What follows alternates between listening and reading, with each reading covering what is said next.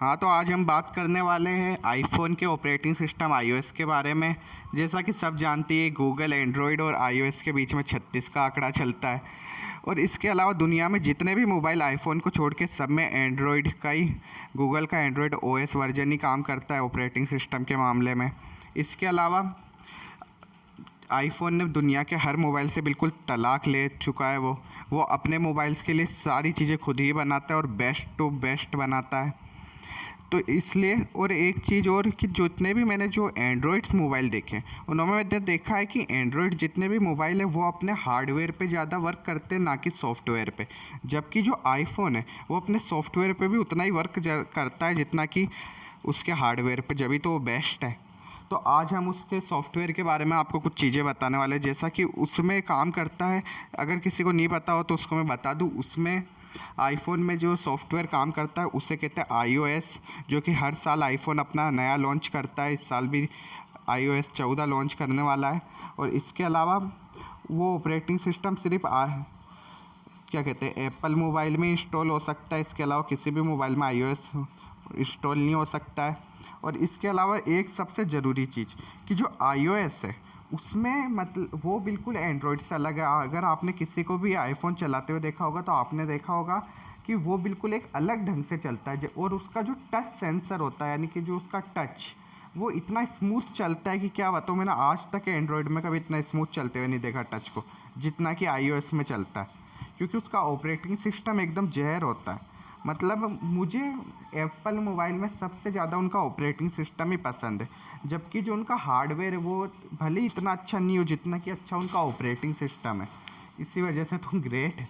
और इसके अलावा जो आईफ़ोन का आईओएस ऑपरेटिंग सिस्टम है वो अभी लेटेस्ट में है iOS 30। और वो हर साल नया निकलता है। जैसा कि अभी iOS 14 निकलने वाला है, तो मैं उस पर भी वीडियो बना दूँगा।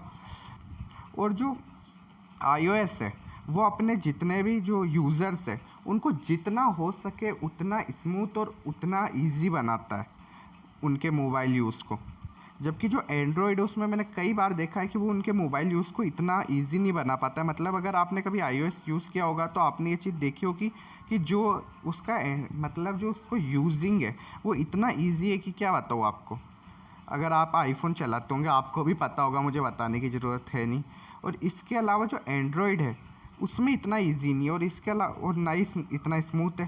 पर जो एंड्रॉयड है उसमें एक चीज़ है जो आईओएस से अलग है, वो ये है कि एंड्रॉयड में आप जितने भी ऐप डाउनलोड करते हो, जितने भी ऐप, वो सारे के सारे एक दूसरे से कनेक्ट रहते हैं। जब भी तो आप किसी, जैसा आपने यूट्यूब पे कोई चीज़ सर्च करी, आप गूगल खोलते हो तो वही चीज़ आपको फ्रंट में मिल जाती, क्योंकि वो एक दूसरे से अटैच करता है एंड्रॉयड। जबकि जो आईओएस है वो एक दूसरे से अटैच नहीं करता डायरेक्ट ऐप को। इससे फ़ायदा ये होता है कि जो अपना, अगर आपने कोई ऐप इंस्टॉल किया और उसमें वायरस आ गया तो वो सिर्फ उस एक ऐप में ही रहेगा, और जैसे आप उस ऐप को क्लीन करोगे वो वायरस आपके मोबाइल से चला जाएगा और दूसरे फेल नहीं पाएगा दूसरे ऐप में। जबकि जो एंड्रॉयड में अगर एक बार वायरस आ गया तो वो सारे ऐप पे कब्जा कर लेता है, जिस पे वो कर सकता है। उसके बाद में आपको अपना मोबाइल पूरा रीस्टार्ट करना पड़ता है, तो बहुत मतलब बुरा लगता है। तो ये उसमें एक फ़ायदा है। और अगर आप उससे ऐसे कनेक्ट, पर उसमें ये चीज़ है जैसे आप सीधा गूगल से, मतलब एक दूसरे से कनेक्ट नहीं होने की वजह से अगर आप थोड़ा बहुत कभी कभार कुछ प्रॉब्लम्स भी आ जाती है उसमें। जैसे कि अगर मैं आपको बताऊँ तो आप जैसे आप व्हाट्सअप चला रहे हो तो व्हाट्सअप पे आपको किसी ने लिंक भेजा तो उसे डायरेक्ट क्लिक करके आप क्रोम पे नहीं खोल सकते। आपको उसके लिए वो आईओएस वर्जन इजाज़त मांगेगा आपसे कि क्या आप सीधा डायरेक्ट कनेक्ट करना चाहते हो, तो आप उसे ऑन कर देंगे तो आप सीधा खोल सकते, बाकी नहीं खोल सकते। और इसके अलावा एक और चीज़ जो iOS में गेमिंग एक्सपीरियंस है और जो स्टेबिलिटी है, मतलब क्या है, जैसे एंड्रॉयड मोबाइल में जैसे मानो पबजी खेल रहे अपन 2-2.5 घंटे जब अपन लगातार पबजी खेल लेते हैं ना किसी भी एंड्रॉयड मोबाइल में, ऑल एंड्रॉयड मोबाइल में, तो उसमें होता ये है कि जो बैकग्राउंड में ऐप होती है ना उन्हें अपन डायरेक्ट नहीं चला सकते, डायरेक्ट ओपन नहीं होती, वो रन नहीं कर पाती, उसकी रैम में नहीं रह पाती वो, उससे अपन को वापस रिस्टार्ट करना पड़ता है। जबकि जो iOS है उसमें आप चाहे कितने भी घंटे पबजी खेलो और उसके बाद में अगर आप बैकग्राउंड में कोई भी ऐप चेक करने जाओगे ना तो जहाँ से आपने वो छोड़ी आपको वो वहीं पर ही मिल जाएगी। जैसे कि आपने कई बार एप्पल यूज़र्स को देखा होगा या फिर किसी वीडियो में देखा होगा, वो एकदम कुछ और टच कर देते और एकदम कुछ और टच कर देते, तो अपन ऐसे करते तो वो डबल टच ज़्यादातर तो अपनी स्क्रीन में होता नहीं है, और ऐसा होता है कि लैग करने लग जाता है अगर ज़्यादा इधर उधर टच कर देते। जबकि जो iOS है उसमें आप सीधा एक ऐप खोलो और हाथों हाथ डायरेक्ट पीछे करके दूसरी ऐप भी खोल लो ना, तो उसमें कोई लैग का सिस्टम नहीं होता।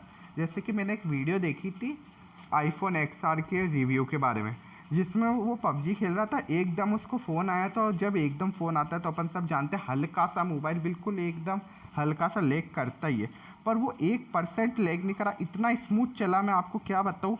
और इसके बाद में जैसी कॉल काटी ना उसने, वैसे ही वापस से बात करके जैसे उसने कॉल काटी वैसे ही वापस जहाँ से उसने पबजी छोड़ा था वहाँ से वापस आ गया बिना कोई लेके, इतना स्मूथ था कि मुझे लगा ही नहीं कि कोई कॉल भी आया। तो आप समझ ही गए होंगे मेरे कहने का मतलब। और इसके अलावा जो iOS वर्जन है जो एप्पल खुद बनाती है, जैसा कि एप्पल ने सबसे तलाक रह रखा है, वो अपने प्रोसेसर भी खुद ही बनाती है, कैमरा भी खुद का खुद डिज़ाइन करती है, खुद का मोबाइल भी खुद ही डिज़ाइन करती है, किसी और से नहीं करवाती। और इसके अलावा उसका जो iOS वर्जन है वही मुझे उसमें सबसे ज़्यादा अच्छा लगता है। हार्डवेयर मुझे इतना भी ज़्यादा अच्छा नहीं लगता है, क्योंकि उसमें हार्डवेयर अगर आपने देखा होगा तो वो सिर्फ 3 GB है, जबकि जो उसमें iOS है वही उसका मेन ऑपरेटिंग सिस्टम है जो उसको इतना बूस्ट करता है। हाँ, तो लास्ट में मैं आपको एक सिंपल से उदाहरण से समझाता हूँ। मान लो 2 रनर है, एक का कोच है iOS, एक का कोच है एंड्रॉयड। तो जो अब ध्यान देना, जो दोनों रनर है उनमें जो स्टेमिना लेवल है वो एक ही है, पर जो उनके कोच है वो अलग अलग है। तो जिसका कोच iOS है ना, वो अपने रनर को कम स्टेमिना यूज़ करके भी ज़्यादा फास्ट और ज़्यादा दूर तक दौड़ना सिखा देगा, जबकि जो एंड्रॉयड है वो अपने रनर को ज़्यादा स्टेमिना यूज़ करवा के भी ज़्यादा फास्ट और ज़्यादा दूर तक दौड़ना नहीं सिखा पाएगा। तो आप समझ ही गए होंगे मैं क्या कह रहा हूँ। तो वैसे ही ये मोबाइल्स है, जो iOS जो एप्पल में आता है वो अपने मोबाइल को कम क्या कहते हैं, जैसे आपने देखा होगा एप्पल की रैम रोम 3 GB होती है, ज़्यादातर 3 GB, और अभी अभी जो नया वर्जन iPhone 11 Pro लॉन्च हुआ है उसमें मिल रही है 4 GB, बाकी 3 GB मिलती है। तो वो 3 GB में भी अपने मोबाइल को इस हिसाब से रन करता है जिस हिसाब से जो OnePlus के मोबाइल है वो 10 GB में भी नहीं कर पाते। तो आप समझ ही गए होंगे। और लास्ट में एक लाइक ठोक दो, इस वीडियो में हम एम करते हैं 10 लाइक क्या कहते हैं 100 लाइक का, और दूसरा हाथ से एक हाथ से लाइक ठोको, एक हाथ से सब्सक्राइब करो, क्योंकि भैया हम भी नए यूट्यूबर है, पैसा वैसा कमाने का है, तो अभी के अभी करो। और मिलते हैं अगली वीडियो में। और अगर आपके भाई से कुछ भी गलती हो गई तो माफ़ कर देना, सॉरी सॉरी सॉरी।